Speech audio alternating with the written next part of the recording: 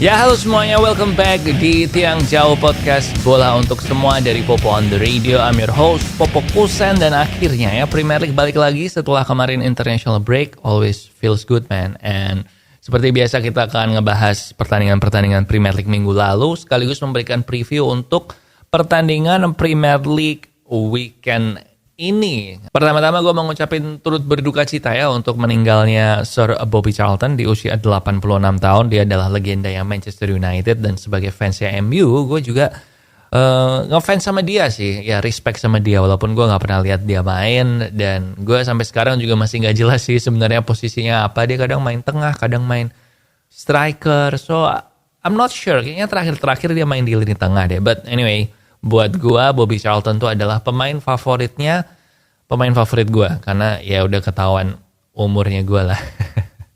Kalau sekarang kayaknya pemain favorit orang-orang tuh di Ronaldo gitu kan, Ronaldo Brasil atau David Beckham I guess. Nah dia si Bobby Charlton nih favoritnya David Beckham gitu. Tapi udah, kita bahas aja pertandingan weekend kemarin, dan yang mau gue bahas pertama adalah Aston Villa yang kemarin berhasil mengalahkan West Ham 4-1. Dan gila sih, jago banget sih ya Aston Villa ini sejak si Unai Emery ini. Jadi kemarin itu mereka meraih kemenangan ke-11 beruntun di kandangnya mereka, dan ngalahin West Ham-nya tuh juga tenang banget 4-1. Sebelumnya juga sempat ngalahin Brighton 6-1. And gue bilang Emery effect ini jago banget sih. Villa sekarang ada di posisi ke-5 di klasemen, cuma beda 4 poin dari Tottenham yang peringkat 1, dan beda 1 poin aja dari Liverpool yang ada di top 4. So lumayan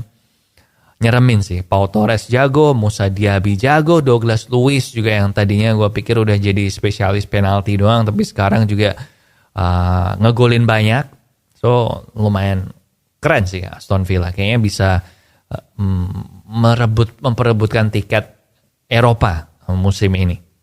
Next ada Manchester City yang mengalahkan Brighton 2-1, dan yang bikin kaget adalah karena kipernya itu bukan Ederson yang kemarin main, tapi si Ortega. Dan menurut Guardiola ya karena sekarang kita udah nggak ada Carabao Cup, soalnya udah kalah, jadi ya Ortega ini harus gue cari kesempatan buat main nih. Dan kebetulan waktu international break Ederson ini capek karena dia kan terbang ke Brasil nih, main di South America, main 2 pertandingan, dan waktu balik dia lihat sama tim medisnya City, oh ini capek nih, ya udah kesempatan buat Ortega dimainin. Tapi berani juga si Pep ini ya, si Ortega dimainin waktu lawan Brighton loh, bukan lawan tim papan bawah gitu. Dan si Ortega juga sempat ngelakuin penyelamatan ke Mitoma di menit ke-69, dan menurut gue jago juga Ortega, walaupun dia jarang dapat main, tapi waktu main bisa ngelakuin kayak gitu. So mungkin nanti FA Cup bakalan Ortega juga sih yang main, karena toh Guardiola juga udah treble kan musim lalu, jadi mungkin gak begitu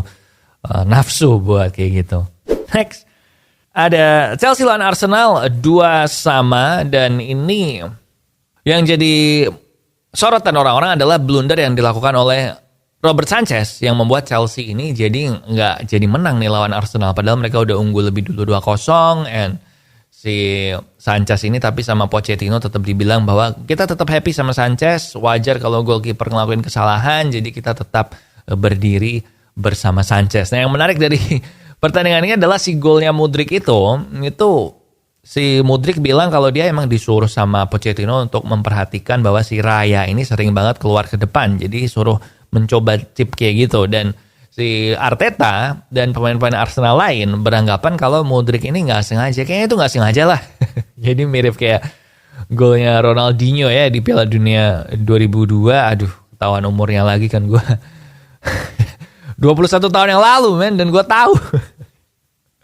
So akhirnya gitu, banyak seruan sekarang, apakah saatnya Ramsdale untuk main lagi? Karena Ramsdale sendiri juga udah dibilangin sama Southgate kalau lu nggak main-main di timnya Arsenal, maka ada kemungkinan lu juga nggak dipanggil timnas. Jadi kayaknya mulai bakal ada drama-drama soal kiper Arsenal nih, siapa yang main, apakah Raya atau Ramsdale. Kalau menurut gue sih kayaknya Arteta bakal stick sama Raya sih untuk sementara ini. Nggak tahu nanti kalau FA Cup atau di Carabao Cup. Oke?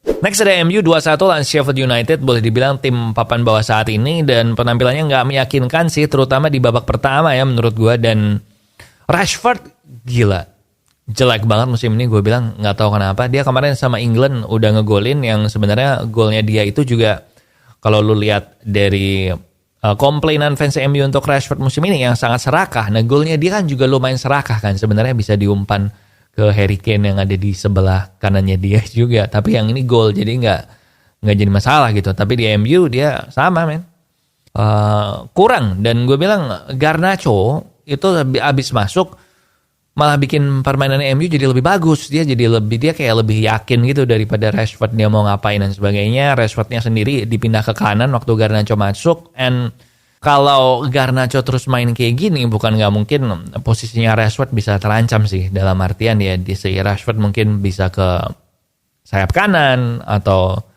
di drop ke bench. Gue sih pengennya dia di drop ke bench ya, biar sekali-sekali ngerasain gitu kalau ya lu perlu kayak gitu juga. Next apalagi? Udah berapa pertandingan ya yang kita bahas? 4 ya? 4 apa 3? 1, 2, 4 men. Oke, ini terakhir lah.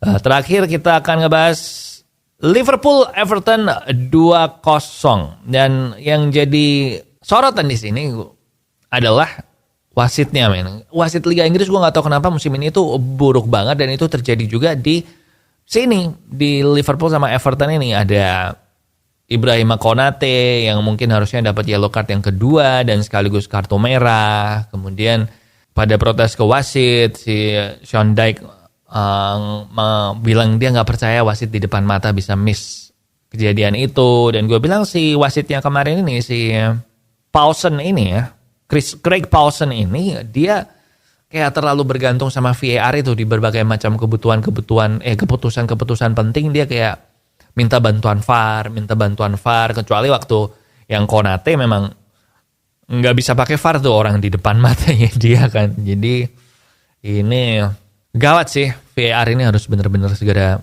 diperbaiki. Dan wasit-wasit Liga Inggris juga perlu untuk mawas diri ya, perlu introspeksi juga, perlu untuk memperbaiki performance-nya mereka. Dan ya satu lagi lah bonus, Newcastle 4-0 Crystal Palace. Newcastle bagus banget, gue ada statistiknya pokoknya mereka yang paling banyak peluang, expected goal-nya paling tinggi, expected goal difference-nya dia juga nomor 2 atau paling tinggi di liga. Padahal jadwalnya mereka itu termasuk jadwal berat. Jadwal Newcastle dari game week 1-9 itu adalah jadwal terberat nomor 5 paling berat. Jadi Newcastle ini kayaknya bakal merangsek naik juga sih. Saat ini mereka di posisi ke-6 dengan 16 poin. Dan kemarin juga menjadi pertandingan perpisahannya Sandro Tonali buat Newcastle untuk musim ini, karena kemungkinan besar dia akan dihukum, dilarang main sepak bola selama 1 tahun atau sampai akhir musim karena insiden dia ini ya, sport betting ya, melakukan taruhan di pertandingan bola. Jadi dia kemarin tepuk tangan gitu waktu diganti, karena dia tahu ini adalah pertandingan terakhirnya dia sih untuk musim ini. Kasian ya Tonali ya, but I don't know man. Susah tau gak sih, karena lu taruhan sepak bola gitu, di mana-mana iklannya adalah taruhan sepak bola kan, dan sponsor baju juga banyak yang sponsornya adalah sport betting. Jadi kalau Tonali ini tergoda untuk betting ya memang bisa dimengerti, dan dia juga sebenarnya nggak tahu dia bener apa bohong apa enggak ya, tapi dia bilang dia bet pertandingannya AC Milan, taruhan di pertandingannya AC Milan itu dia bertaruh AC Milan menang. Dan dia bertaruh waktu dia nggak bisa main. Jadi dia pikirnya, oh nggak apa-apa lah orang gue lagi nggak main gitu. Cuman again gue nggak tahu ini dia bohong apa enggak. Tapi mestinya ada buktinya ya kalau bet kayak gitu. Kecuali dia bettingnya lewat orang lain gitu. Tapi kalau lewat orang lain ya nggak ketahuan dong. Itu ya urusannya nantilah di pengadilan olahraga gimana. But begitu aja untuk review weekend Premier League kemarin. Dan untuk minggu ini Premier League jadwalnya bisa kamu lihat di layar, dan partai pilihan Popo sudah jelas adalah Manchester Derby di hari Minggu ya, jam 10:30 malam, Man United lawan Man City di Old Trafford. Apakah ini akan menjadi momen kebangkitan MU atau akan menjadi momen hashtag Ten Hag out makin berkumandang? Kita lihat aja nanti. And ada siapa lagi ya? Ya yang lain lumayan straightforward sih kalau gue lihat dari jadwalnya. Jadi yang lain ya lo nonton tim favorit lo aja lah. Cuman kalau big match-nya ya ini Manchester Derby. Yaudah, gitu aja untuk Tiang Jauh kali ini. Jangan lupa follow dan subscribe YouTube Popo on the Radio. Cek juga di sana ada podcast gue yang lain juga. Ada Popo on the Radio juga di radio yang bisa lo dengerin di 30 radio. Cek aja di YouTube itu ada di sana daftarnya. Dan juga di Instagram gue juga bisa dicek Popo on Radio. Di situ juga ada daftar radio mana yang nayangin. Oke? Di sini Popo Kusen. Thank you for watching and I'll see you when I see ya.